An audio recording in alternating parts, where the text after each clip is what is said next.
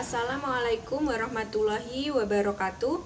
Kami dari kelompok 3 akan menyampaikan kesimpulan diskusi yang berjudul Podcast dan Vodcast.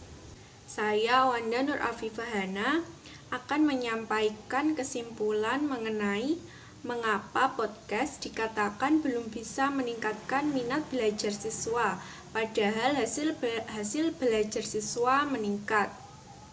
Podcast dikatakan belum bisa meningkatkan minat belajar siswa disebabkan oleh hal-hal berikut. Yang pertama, kekuatan atau dorongan belajar kurang bertahan hingga akhir pembelajaran. Yang kedua, merasa kurang puas karena media dan jaringan yang kurang mendukung. Yang ketiga, siswa mudah bosan karena kurangnya daya tarik dari proses pembelajaran podcast. Yang keempat, pengetahuannya didapatkan dari materi podcast kurang aplikatif.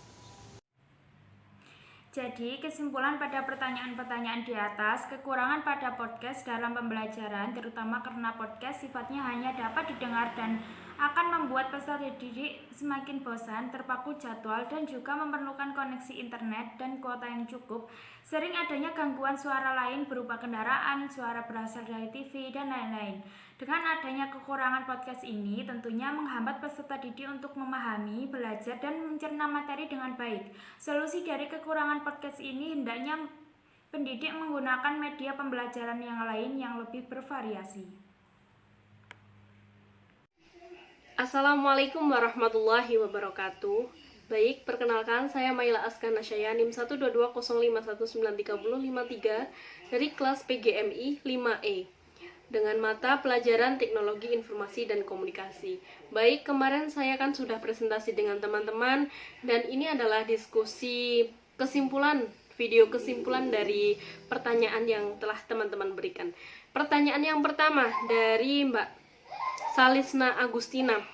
Gini, bagaimana cara mengenalkan podcast pada siswa kelas rendah?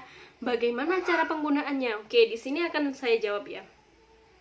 Menurut kelompok yang hasil dari kelompok diskusi kami kemarin, yaitu menurut kelompok kami, cara mengenalkan podcast pada siswa kelas rendah, apalagi untuk anak MI atau SD, yaitu dengan cara mengajak anak-anak mendengarkan lagu, cerita melalui rekaman file yang sudah disiapkan sebelumnya. Tentunya lagu ataupun cerita yang didengarkan kepada anak mengandung unsur pembelajaran ya, misalkan lagu-lagu wajib nasional. Dari teman-teman, cara mengenalkan anak kelas rendah mengenai podcast dengan mendengarkan materi yang dijelaskan oleh gurunya. Sebagaimana yang terjadi saat ini, yang mengharuskan PJJ, biasanya guru sudah mempunyai strategi yang cocok seperti VN di grup kelas ataupun membuat video pembelajaran ya. Nanti dikirim di grup WA, lalu pada kesempatan itu murid-murid melihat link yang sudah dikirim sama bapak dan ibu gurunya.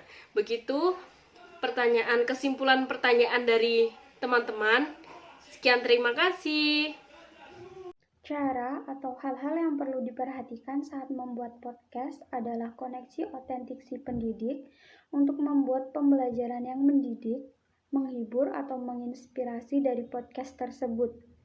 Di sisi lain, penting juga bagi guru untuk memperhatikan materi dengan diselingi hiburan atau ice breaking, memperhatikan kalimat yang diucap agar bisa menarik banyak audiens atau siswa, salah satunya kalimat ajakan untuk bertindak.